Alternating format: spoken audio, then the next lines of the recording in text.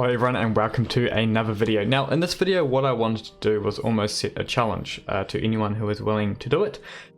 So in my career, in my job, especially as a cloud engineer, I never thought it before I started becoming a cloud engineer, but once you're in it, coding is such a huge thing. Understanding the fundamentals of how to code is critical.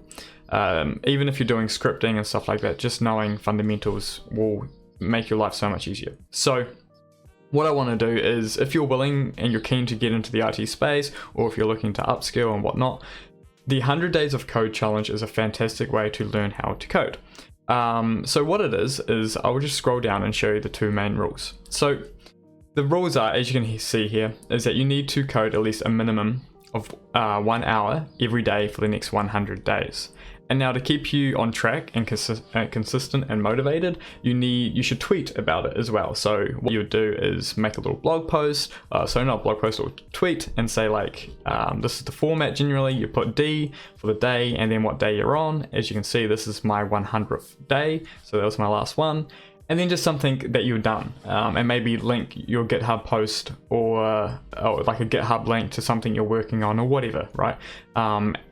But generally your day one post would be like, day one, today I'm starting the 100 Days of Code Challenge and I have picked such and such as my programming language to learn, and this is my goal at the 100 days. This is what I would like to know how to do.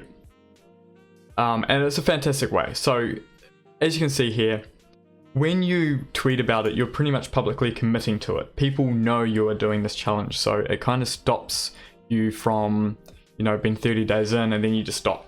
You know, you're like, I can't be bothered. So it's a fantastic way to do it. I'll leave a link in the description for this website so you can read more about it and watch some videos and whatnot.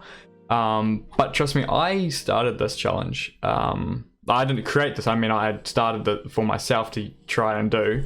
And I pretty much went from not knowing anything with Python to creating stuff like this. Now, to someone who uses Python every day, this probably is simple. But for me, looking at this and creating classes and blah, blah, blah in Python and, you know, creating functions and all the stuff that I was doing, I had no idea how to do at day one. And then being able to look back and go, wow, I definitely learned a lot. It's great.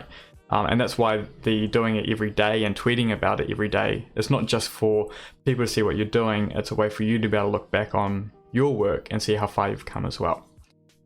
But yeah, it was pretty much a short, sweet video. I just pretty much wanted to put the challenge out there. If anyone is keen to pick it up.